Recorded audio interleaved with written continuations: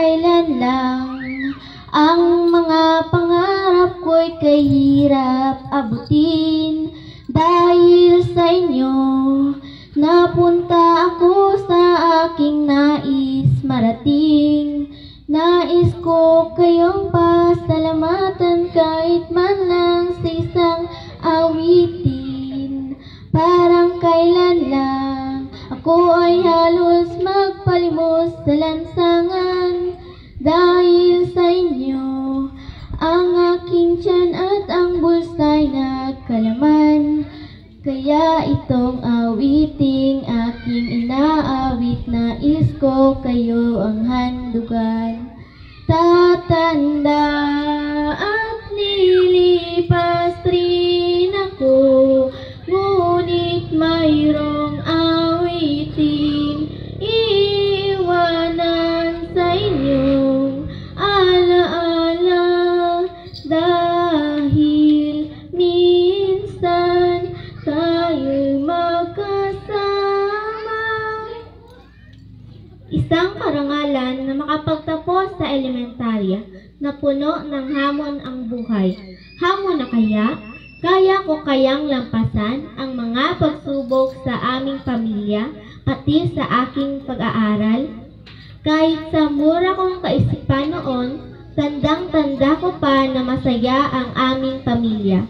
Kahit kami mahirap lamang, ngunit sa mga hindi inaasang pagsubok, natuto akong maging matatag para sa aking nakakabatang kapatid na si Angelo. Nahubog ang aking pagkatao na may takot sa Diyos at pagmamahal sa kapwa. Mula sa gabay ng mga taong nagpapahalaga at nagmamahal sa akin, ang mabuting asal na aking natutunan sa paaralan at mga payo ng mga gurong nagmamahal sa akin, ang aking naging sandata upang ngarapin ang buhay na may positibong pananaw. Ang munting bata na tanging angad at kaligayahan at laro lamang ay binago ng panahon. Kung kaya't sana'y di magmaliw ang dati kong araw ng munti pang bata sa piling ni nanay. Nais kong maulit ang awit ni Inang Mahal, ang awit ng pag-ibig habang ako'y nasa duyan. Sana'y di magmaliw ang dati kong araw ng munti pang bata sa piling ni nanay.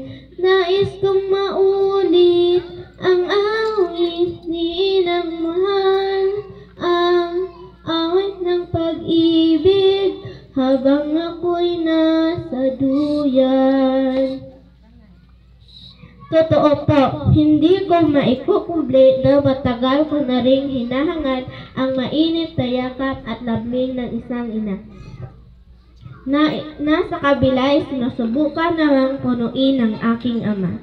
Ang haplos na magpaparamdam na ako'y may kakampi sa mga pagbabagong nangyayari at nangyayari sa aking pagdadalaga, ngunit buo ang aking tiwala na ang lahat ay mangyayari in the right time and at the right time o sa tamang panahon. Ngunit sa kabila ng lahat, ang aking karanasan ang nagturo at humubog sa akin kung paano harapin ang buhay na may pag-asa. Ginawa ko ang inspirasyon ito upang harapin ang hirap ng buhay. Manamnam ang panimulang kapalit ng pagsisikap at inaabangan ang panibagong bukas na puno ng pag-asa. Sa aking papa, maraming salamat po sa inyong walang sawang pag-aalaga sa aming magkapatid. Dahil hindi nyo kami pinababayaan, masaya ako dahil nakita at nararamdaman ko po ang iyong pagmamahal. Pa, daghang salamat kay nagsekripisyo ka magtrabaho para mahatag ang among panihanglan. Tiniis mo ang init ng sikap ng araw para sa aming magkapatid. Sa aming mama, alam kong marami kang pangarap sa amin ni Angelo, kaya tiniis mo ang pangungulila sa amin. Maraming salamat po. Papa, Mama, alay ko po sa inyo ang aking natamo ngayon. Hindi ko po ako magiging ganito kung wala po kayo. Papa, Mama, gustong-gusto ko pong makapagtapos ng pag-aral hanggang kolehiyo. Sana hindi kayo magsawang suportahan ako sa aking mga pangarap. To our teachers, thank you so much for sharing your time and wisdom and preparing ourselves as we face the challenging life. We are proud of you. Thank you so much for your endless love and support. You are our inspiration. You made ample sacrifices for our education. I am proud that I am a product of the Lumangcom Elementary School. To my fellow graduates, congratulations. I hope that the lesson and values we learned in this school will be used to face with confidence whatever challenges that may come along our way. Once again, maraming salamat po at magandang umaga sa lahat.